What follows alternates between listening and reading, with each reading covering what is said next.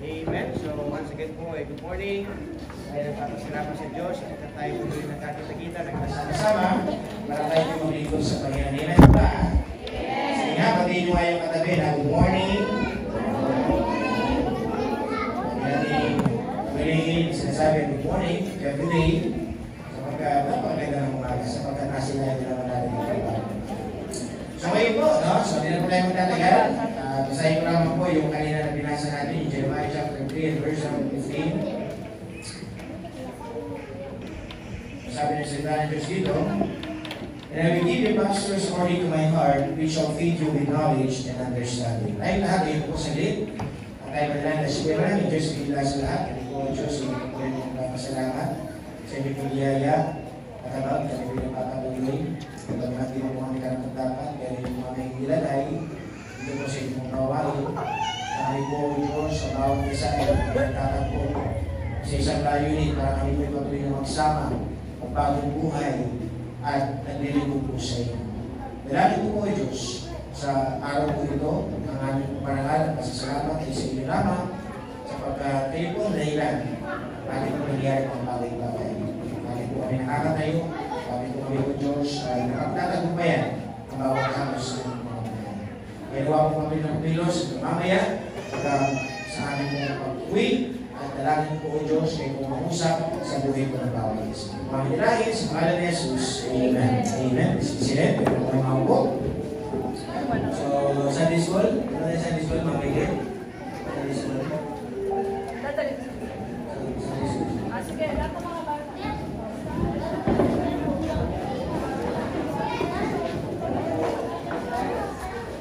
Sige po. So, once again, good morning. Maraming salamat sa araw na ito. Nagsakto yung ating birthday na Sunday. Kasi dati, regularly lang siya. At this time, Sunday po siya. Kaya nagpapasalamat sa Diyos. Sa may bagong ka, pinapala po sa akin. Ako. Alam niyo po ba yung edad ko? Ilang edad? Anong edad ko na kasi ngayon? Ilan? 27? Ay, sino? Walang nasabi ng 27? Sa akin yung nasabi ng 27, bibigyan ko ng ano doon eh. Chocolate na lang ngayon.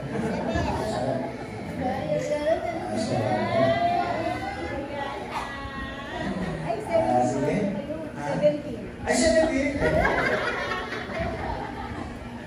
So, ayan po, no? So, maraming salamat. At tayo po ay nagkatagpo. Yan nga po, ano po, nagkatagpo ng Panginoon. Kung you imagine, sa 37 years ng ating buhay, ano po, naputuloy ang pinagamit ng Diyos. Ayun nga, nung may usapan ng Diablo, no? Si Pasko, siya, lagi na dyan ang kaaway sa Satanas na gumagawa ng mga pamamaraan para tayo ay mahinto, matigil.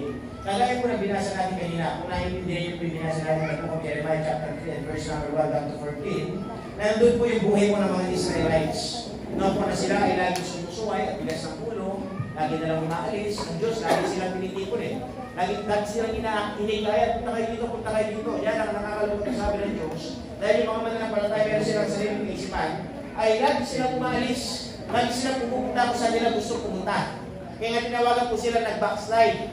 No po, tinawagan sila mga kapatid yung para bang yung kung napansin niyo po yung pagbasa po natin dyan, inilingkulan sila sa mga asawa. Nang ginawa ng isang asawa, no po, yung nga yung mga tao, sila yung humiwalay at nagsama sa iba. Pero pagamat gano'n na nangyari, sabi ng Panginoon, tinatanggap pa rin sila ng Diyos. No po, na pagamat sila nagkamali, na pagamat sila umalis, pero ang Panginoon, pilit pa rin sila hinikayat na umalik.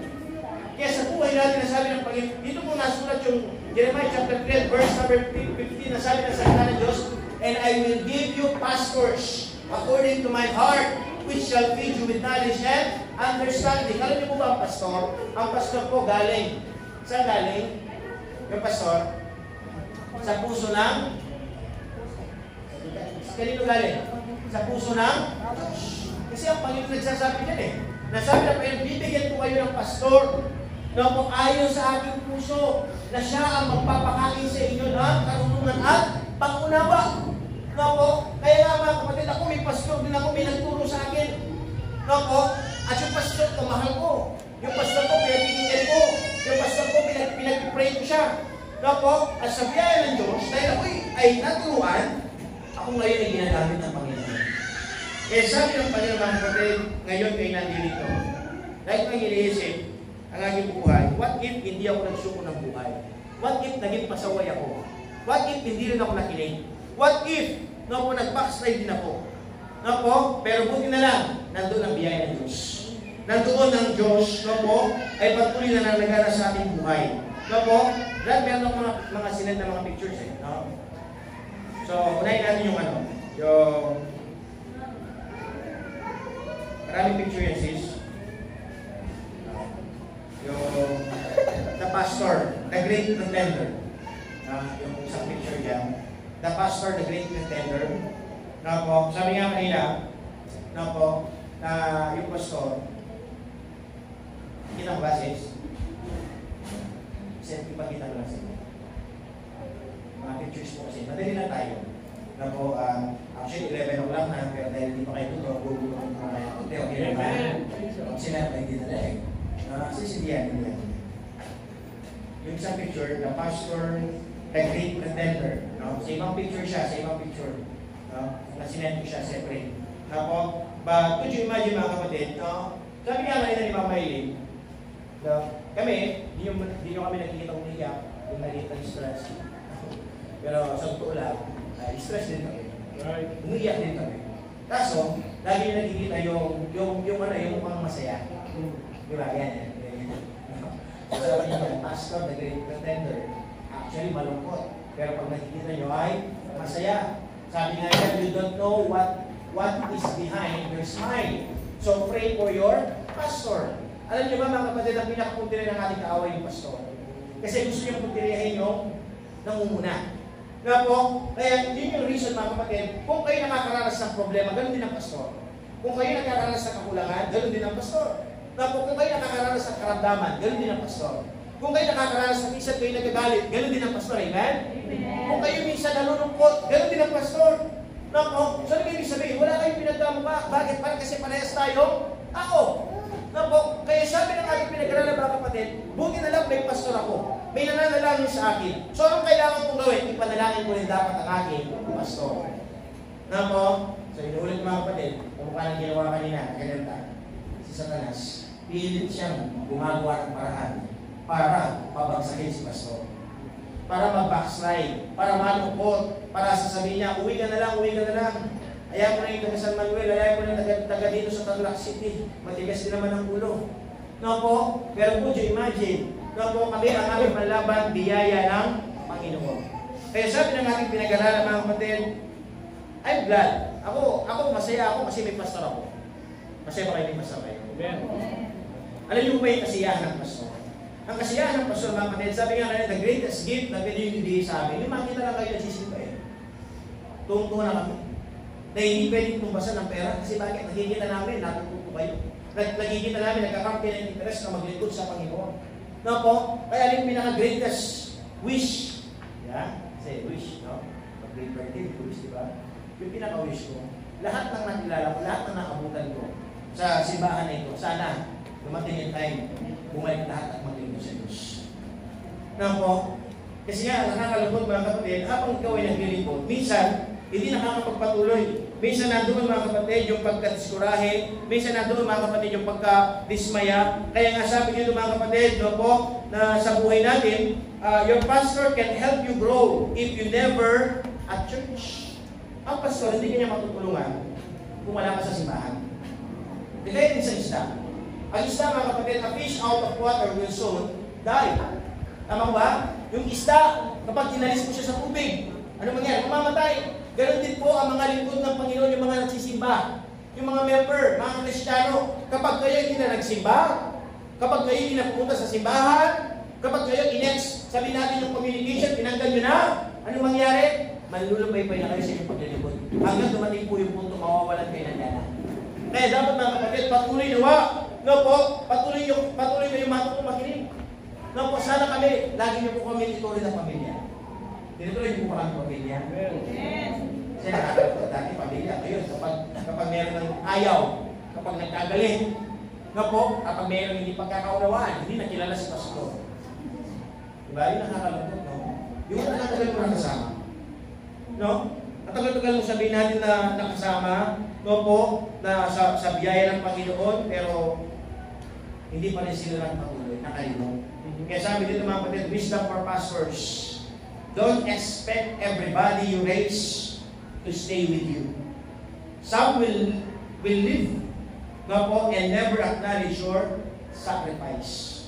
No, sabi niya, no, sa aming mga pastor, tinuturo sa amin. Hindi lahat ng naturuan, hindi lahat ng nagbabayan, hindi lahat sa binal na tulungan ay mananatili. Darating yung tayo iiwanan ka. Ako po mga kapatid, lagi nandoon. Lagi kami nagtuturo. Lagi ako nag-train. Lagi ako, kumpay, si Brother RJ, tinitrain ko siya mag-drive. No? Tinitrain ko siya mag-drive. Pero darating na yung time, mananatili kaya siya sa simbahan. Kasi iba naturuan, umalis. Iba ang ginawa. No po? Iba yung pinugtog. Iba yung minawitan. Diba? Iba yung ginawa sa kanilang buhay. Kaya sabi dito mga kapatid, pero kami, sa buhay namin, we always take sacrifice. Patuloy pa rin kami nagsasakripisyo. Patuloy pa rin kami naglalaan. Patuloy pa rin kami nagtuturo. Why? Kasi alam po namin mga kapatid, mabiyaya ang Panginoon. Kung talagang ikaw ay talagang para dito, mananatili ka. Sabi nga, kung talagang dito, mababalik ka rin. Amen. Tama? Sabi natin, sinali Maritel. Teresita, Mr. Joy, di ba? Meron din naman eh. Minsan talaga dahil po sa buhay natin, para bang minsan, nawawalan tayo ng gana sa pagsamba. May mga hadlang, may mga trabaho. Pero diba, matuto tayo patuloy na bumalik. Sabi ka nila na nalihan, nag-testimony po siya, dumating din po yung punto, nahin po sila sa kanilang paglilingkod. Pero buti na lang sila muli ay nakabalik. Kaya aming panalangin mga kapatid sa buhay ng bawat isa. No? Ako po bilang lingkod ng Panginoon, basta nandun lang, sakripisyo lang. No po, basta magturo lang, basta mangaral lang, basta sabihin natin ay panalangin ng bawat isa. Kasi mga kapatid, hindi naman namin kontrolado ang lahat. Ako po bilang lingkod ng Panginoon, hindi ko kontrolado ang lahat.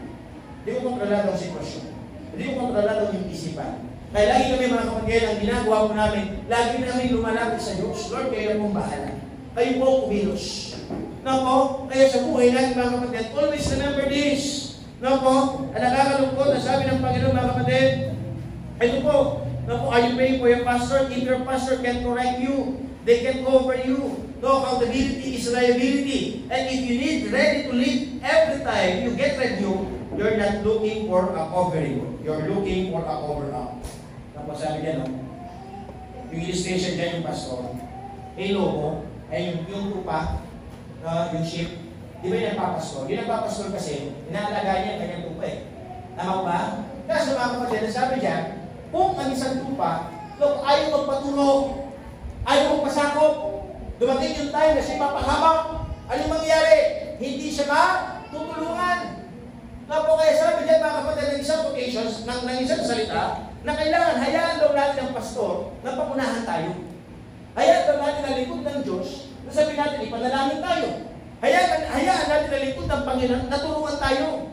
Kasi bakit? Kasi nga sila binigay ng Panginoon sa atin para tayo ay matuto. No po, inuulit ko ako, pastor na ako pero may pastor pa ako. No po, ano ibig sabihin? Pantay na lang ba kami ng pastor ko? Hindi. Di ba? Pastor ko pa rin yun. No po, nilarespeto, pinakikinggan, at hinahayaan at tinuturuan. Bakit? Kasi hindi sa lahat ng pagkakataon tama ako. Kayo, sa lahat ng pagkakataon tama kayo? So, ibig sabihin, kailangan tayong matutulog. Ayan natin si pastor kumilos. No po, minsan may lumalabas sa bibig ng mga tao, ganyan si pastor, pakialamero. Diba? Pinapakialaman. Pati lang blood ko, pinapakialaman. Pati pananamit ko, pinakikialaman. Pati pamumuhay ko, pinakikialaman. No po, actually mga kapatid, kung kami, wala kami concern sa inyo, hayaan lang namin kayo eh. Aba, iba lang eh. Kahalala lang kayo.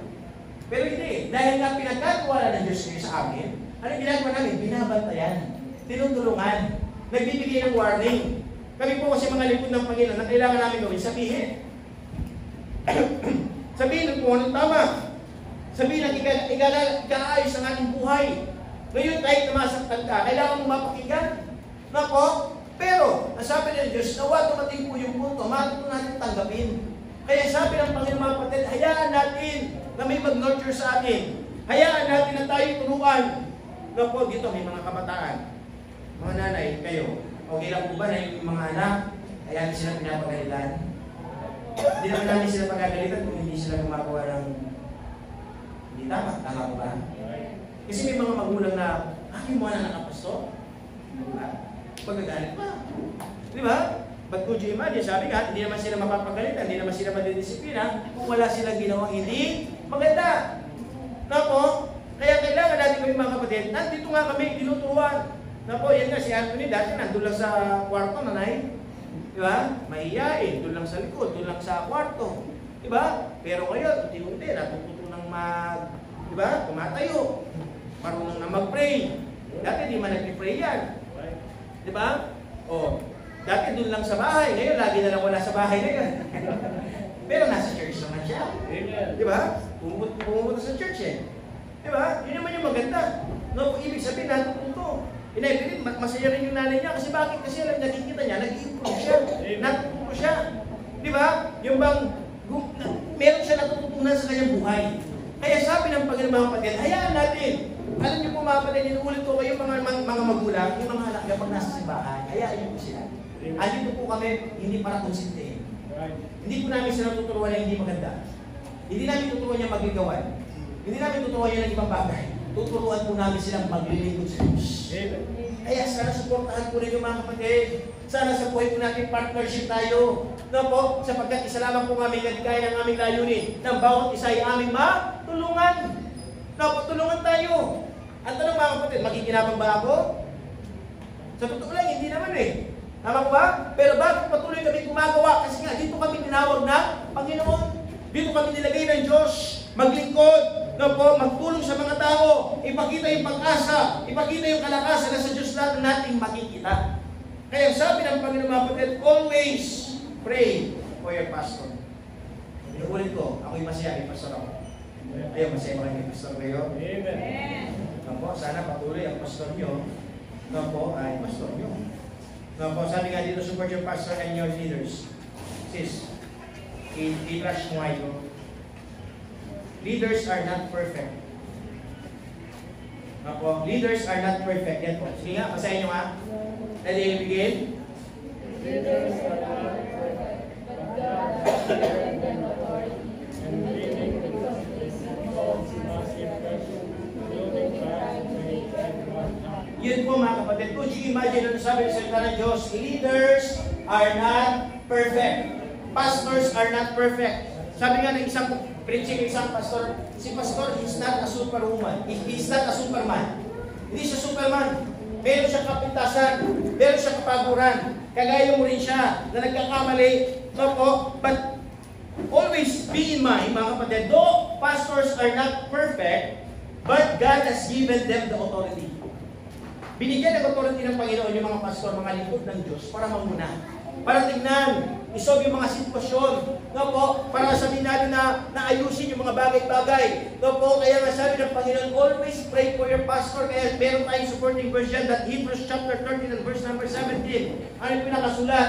Ang sabi po dyan, obey them that have the rule over you. Obey. Sumunod. Sabi nga mga kapatid, di ba, lagi nga sinasabi sa inyo, kapag tayo makapag sumunod, magiging natin, meron pala tayong magagawa eh. No po, meron pala tayong mapapatunayan kasi bakit sumusunod tayo. Meron tayong magiging na dapat gawin. Mapagtatagumpayan natin yung mga bagay-bagay. Kaya minsan mga kapatid, ang pastor na hihirapan. I-flash mo nga yung picture na binubuhat yung church. No po. Sis, yan. Tingnan niyo po yung picture.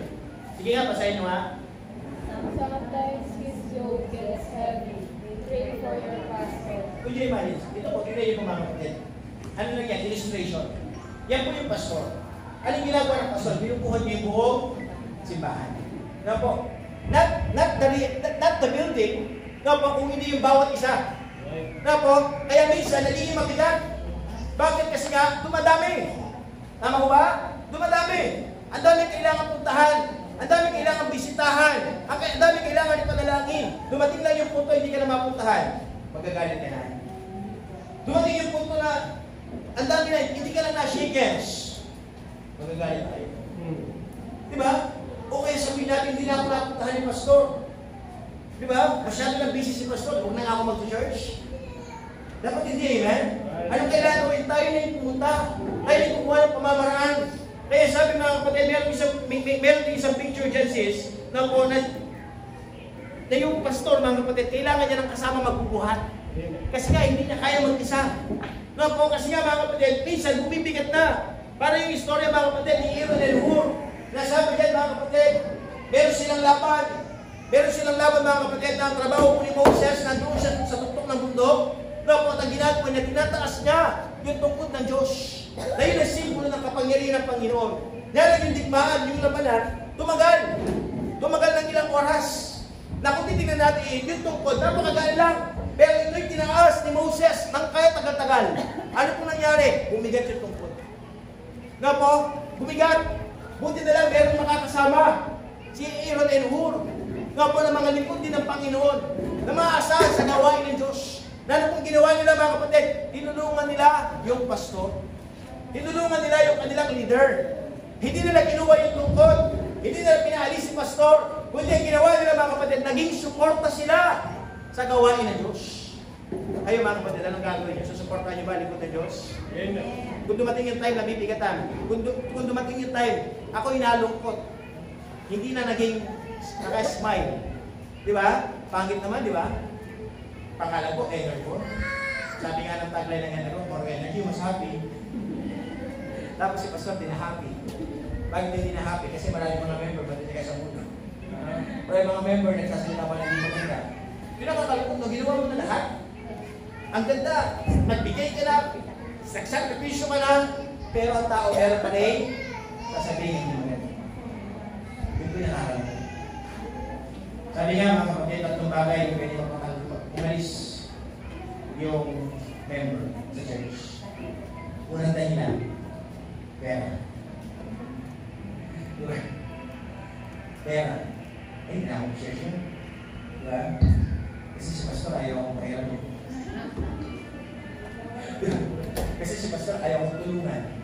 Diba? Anong dahilan? Pera. Lagyan niyo po sa inyo kasi gusto ko, hindi po mayaman. Amen? Amen. Hindi po ako nag-a-abroad, hindi po ako nagtatrabaho sa, hindi po ako sumasama malaki. Amen? Alam niyo ba, pastor, paano po kayo nabubuhay? Nabubuhay lang kami sa Panginoon. Nga po, iwan nga namin yung trabaho namin. Yan. Si Ma'am Ray, nagtayo ng business. Di ba? Para doon kami makakuha. Nga po, but in reality, hindi po kami mayaman. So don't expect too much to your pastor. Nga po, baka iisip nyo, ay si pastor kaya hiramin ko nga siya ng 100,000. Kasi hindi kita pinahiram. Magpapakside ka na kayo, hindi na nga ako mag-church. Ganyan naman si pastor eh. Hindi ako pinahiram eh. Diba? Yun po naging dahilan pera. Nga po kaya nawa mga kapatid sa buhay natin, huwag maging dahilan ang pera para lumayo ka sa simbahan. Amen? Tingnan natin ano bang magagawa, ano bang matutulong. Nga po, at tingnan natin mga kapatid, na hindi dapat yung pera ang maging dahilan. Sabi ko mga kapatid, nakakalungkot kapag pera ang dahilan, kaya tayo nag-iwalay.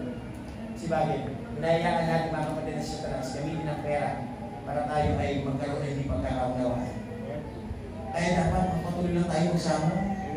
Na po, huwag tayo maging materialistic. Na po, at tingnan natin ano ba ang pwede natin may ambag. At tingnan natin ano ba ang pwede kong may tulong. At tingnan natin mga kapatid, ano ba ang pwede kong may suporta sa gawain ng Diyos. Kaya kung imagine yan, ako pinatutuwa. May mga nagbigay. Na po, may mga nagsuporta. Meron mga nagbigay ng itik. Diba? May nagbigay ng bigas. No? May nagbigay ng mga gulay. Mga gulay, nandun, ang dami. Sabi bakit ko bukay hindi ka diba? Daming gulay dun eh. Dapat, di ba natin to? Pero kung di imagine, may mga nagsakripisyo mga member, may mga nagtuto yan, no? Kung di imagine, di ko lang pumisahan, no?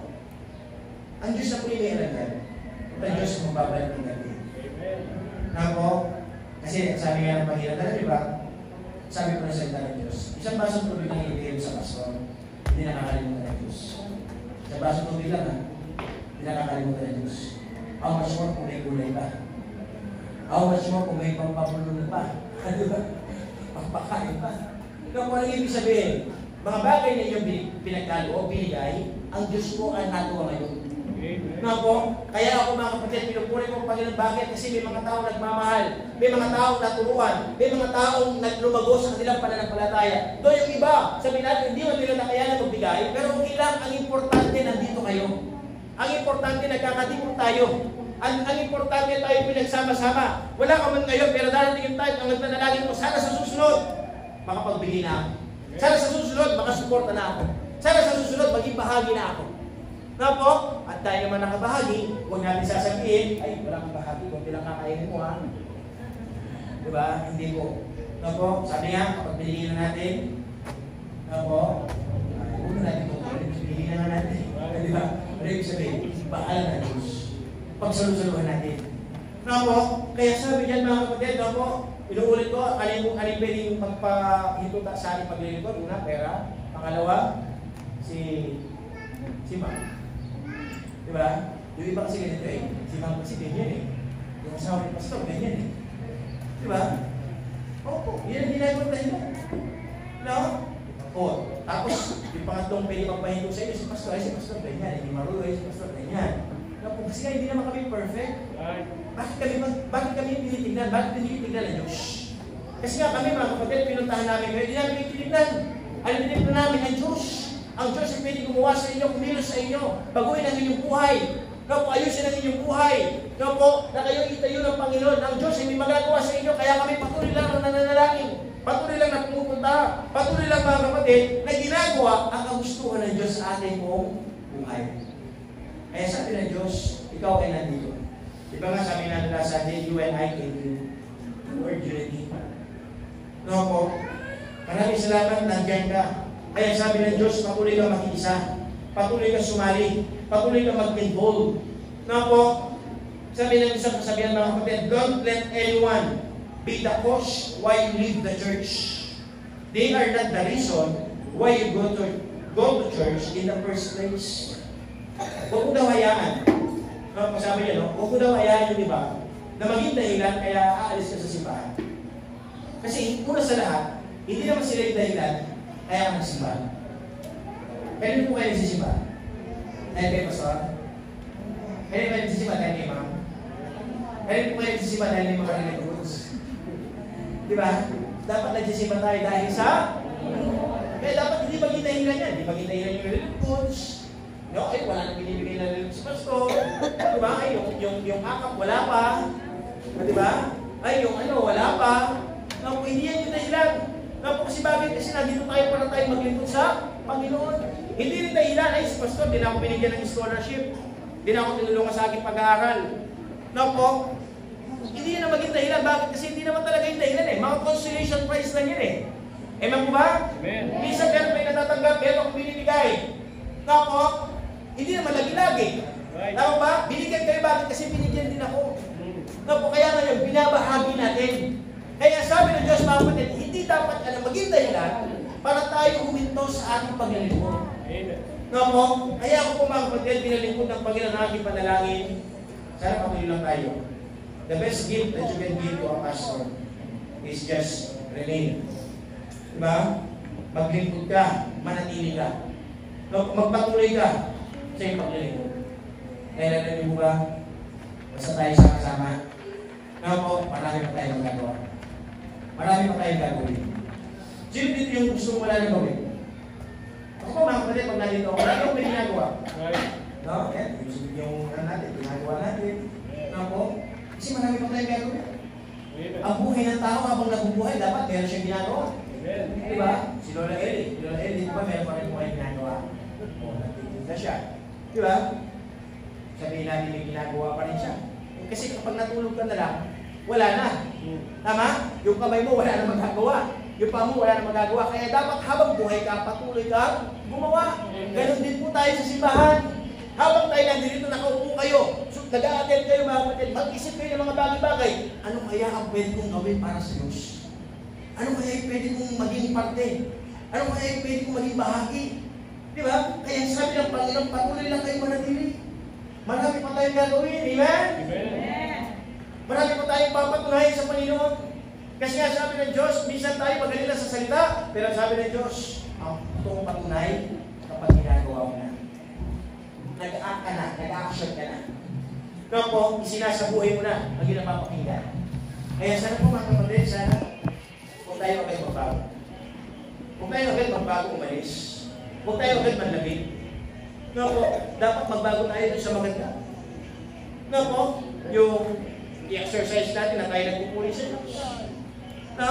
Kaya sabi ng ating pinag-aralan, mga kapatid, always support your pastor. Be an ignorant and poor. No po, who lift the hands of the man of God.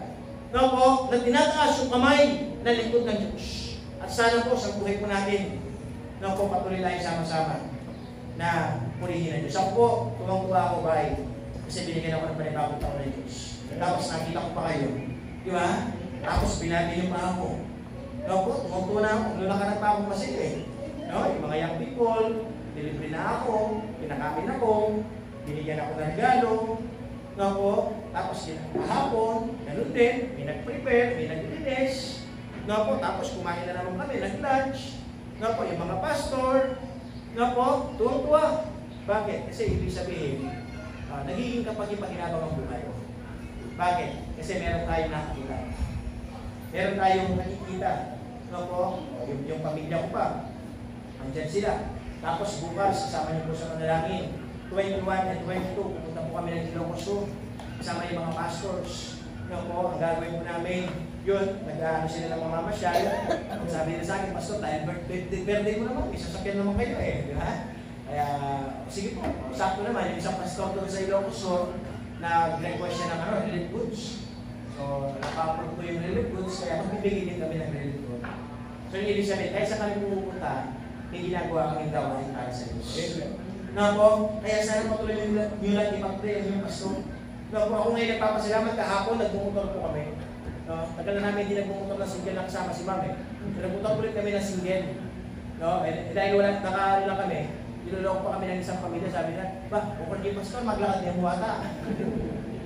Wala doon sakyan. No po, tapos yung kagandahan ko dito, nung pauwi na kami, umulan. Hindi na umulan. Ay, kaya na ni Len, umulan. No? Nabindisyonan kami, sabi ng Katoliko. No, tapos napapaisip kami, Bira, dati nauulan na lang talaga tayo Sabi ko kay Ma'am, ano, mahati ka na ba ngayon? Dati lang tayo nauulan na lang, Tapos napapaano nga siya, no? Dati nakamotor lang po kami, pumunta ng Mabalacat, Angeles. Lagi lang po kami gumaganyan Di ba kami nagtulog dito? So lagi lang kami nagbibiyahe ng ganyan kasi nagtutulog pa ako doon. So dumarating lang po ako dito every Friday, Saturday, and Sunday. So lagi po kami nagbibiyahe, nakamotor. Single. Yung big bike. No? Yan lang, kapag umuulan, nababasa. Na po, lakas ng ulan. Tapos yung motor, nasisira pa. Kasi nababasa sa ulan. No po, parami mga basang sisip. Dumating tayo mga kapatid, yung pinakalas namin na basa sa ulan, doon sa Kapas, sa Jollibee. No? Tapos nagsara yung Jollibee, pinalabas pa kami. Lumanak siya. No? Sige, tara, lusugan tayo. Lakas kasi ng ulan Pero kasi yung Jollibee, nagsara na. No? Doon ka rin, kumbaga, gano'ng katagal yung ulan. So, tapos, sa paisip kami, no, sabi namin, Bira, no, naglilingkod naman tayo sa Diyos Di ba? Nagpapagamit tayo ng bugay sa Panginoon. Bakit ang hirap-hirap pa? Di ba? Isa si Satanas, si Emerson, gumagawa Di ba? Sasabi niya, Pastor,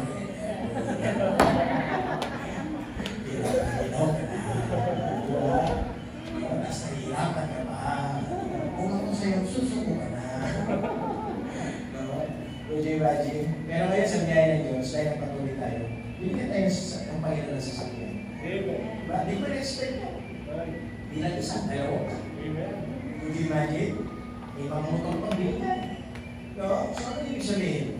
Na sa biyaya ng Diyos, ang Diyos ay nag-provide. Amen? Ang Diyos nagbibigay No po? Kasi ang Panginoon, magbibigay siya ayon sa ating pangangailangan. Kaya sabi ng Panginoon, patuloy lang tayong maglingkod. No po? Sa oras ng kahirapan, sa oras ng kagipitan, makita tayo na totoo sa ating ginagawa. No po? Kasi kami po mga kapatid, bilang lingkod ng Panginoon, pinakita namin na totoo kami sa aming ginagawa. Na hindi pera ang dahilan. Na hindi sabihin natin anumang bagay, yung mga material na bagay ang dahilan. Kung hindi ang pinakadahilan namin, gusto namin magpagamit sa Diyos. Gusto namin maglingkod sa Panginoon. Kaya ang gagawin namin mga kapatid, na pagamat mahirap, magsasakripisyo kami. Mag-increase kami. Why? Kasi alam namin ang Diyos. Ang Diyos namin na sabi sa ng Diyos, ay hindi mo siya rito. Para hindi ibigay ang ating mga pangangailangan. Kaya sa biyaya po ng Panginoon kami pinakakot. Kung tatalinin po kami, Pastor, kayo po wala po ang problema. Marami po kami problema. No po? Kaya bakit kami nakakapagpatuloy? Minsan may mga tao, may utang lang siya, 1,000, hindi na makatulog. No po? Kami sa totoo lang yung utang natin. No? Nakabilang ako, di ba? Malalaman pa, nakakilutang ako, no? Dami namin, kasi Pastor, bakit ang dami yung utang? Ganyan talaga ang buhay. Di ba? Yung utang po namin mga kapatid, half million. Pero nakakatulog pa kami na mahihindi. Bakit? Kasi nandiyan yung biyaya. Diba? Kasi kaya naman natin kasi kasama natin. Amen. Hindi naman namin sinasabi, kaya naman hindi. Na po, mabiyaya ang Panginoon. Na po, kasi po mga kapatid sa simbahan nito, na po, tayo ng langit, nag-goal, na po, pero alam po natin mga kapatid, bagamat yung mga ganyan, nababawasan po yan. Madaling solusyonan yan. Bakit? Kasi nandyan ang pagtulong ng Panginoon. Bakit po sinasabi ng mga kapatid? Para hamunin kayo. Na po, na sa buhay po natin, kalimutan pala ng problema. Kaya minsan na kami napapatawa, kakurap po tayo yung problema niya. Bibigay. Kung kaya sasabihin pa namin yung problema namin sa kanya, baka talaga hindi na makatayo. Diba? Diba? Diba? Diba? Ganun ba? Kaya ako alam ko yung wala eh. Opo. Pero ba't ko imagine, patuloy pa rin kami gumagawa, patuloy pa rin kami nagsasakripisyo, patuloy pa rin kami gumagastos. Bakit? Kasi alam po namin ang Diyos ay mabiyaya. Kaya sa biyaya ng Diyos, di ba ang problema namin? Pagkatagumpay namin. Kasi bakit? Kasi may nananalangin. Sino kayo nananalangin dito sa amin? Hirap. Mas tulong nga kayo, kailangan pa kayo pag-pray. Ano sabi ng salita ng Diyos? Pray for one another. Pag-pray ang bawat isa. Ako, mga kapatid, ito ba eh? Ako, pinapanalangin ko kayo. Kaya po, hindi ba karapat-dapat ba na panalangin din ako? Kasi gagawin ng salita ng Diyos eh. Pray for one another. Kaya po, ang sabi nga ng salita ng Diyos, yung panalangin ng tao matuwid, lingkod ng Panginoon, mas pinakikinggan ng Diyos. Kaya po, kayo. Kaya po, pakikinggan din naman kayo ng Panginoon. Kasi bakit? Mga Kristiyano kayo eh. Kaya po, so anong ibig sabihin po nito mga kapatid? Bakit tayo nagtatagumpay? Kasi may nananalangin. Hindi ka nagtagumpay dahil lang sa iyong sarili. Ako pa, bakit ako nagtatagumpay? Kasi may pastor ako na nananalangin para sa akin. May pamilya ako nagmamahal na nananalangin hindi para sa akin. May mga kaibigan ako na mga lingkod ng Panginoon na nananalangin hindi para sa akin. At maraming salamat. May mga member, may mga kasama sa simbahan na nananalangin para sa akin. Ayaw ko nagtatagumpay. Bakit? Dahil lahat sa Panginoon. Kayo po ganun din. Kapag natagumpay ng mga bagay-bagay, kasi hindi na kita, may nananalangin sa inyo. Hindi mo napapakinggan. Pero lagi po namin kayo sinasabi. Every time, Wednesday prayer meeting, Friday prayer meeting, lagi namin binabanggit at may mga pangalan. Kaya po kayong lahat. Kaya po kaya kapag may mga prayer request kayo, mag-send lang po kayo sa ating group chat. Kaya po at ipapanalangin po natin yan. No? At huwag po natin i-neglect ang panalangin. Ang panalangin po yung mahalaga sapagkat doon natin may experience ang kapangyarihan ng Diyos. Amen. So, kaya po kayo yan, pray for your pastor. Now po, sana, anong edad yung gusto yung datnan ko pa? Anong edad yung gusto kong datnan? Hanggang 47 na lang? 60. Hanggang 60 lang? 100. Dapat makuha ko naman yung ano. Meron naman ako makuha na sa abuti na. Diba? For life. Then, ay na nilagay 80. Diba? Kasi na, pagkakabang po tayo 80, no? Kaya, sana po lang po, kung yung panalangin rin yung pastor, ako rin po hindi mga kamagama na. Kaya lagi ko sinasabi siya, bago vitamin po ako, mga kapatid, nagkakasakit din ako. Pinuupo din. Kaya sana tayo lahat patuloy isama niyo po sa panalangin. Papasalamat ako may pastor. Kaya dapat kayo din. Kaya gagawin ko, dahil binihira ko ng pastor, ipapanalangin ko yung pastor. Susuportahan ko yung pastor ko. At maglilingkod ako kasama ang pastor ko. Kaya sana kayo din po. Gawin ko rin yung mga bagay na ito. Kaya sa oras po ito mga kapatid, hindi natutuwa. Ako sa araw na ito, nakakit ko kayo kasama sa espesyal na araw, sapagkat ito'y kaarawan ko. Igagalit natin ang papulit pasasalamat sa ating Panginoon. Sa ilahatin ko ba ito sa St. Louis? Siguro, ilahatin ko ba yun? Kahit na ako sa ating panalangin. Siguro, bago yung head close your eyes.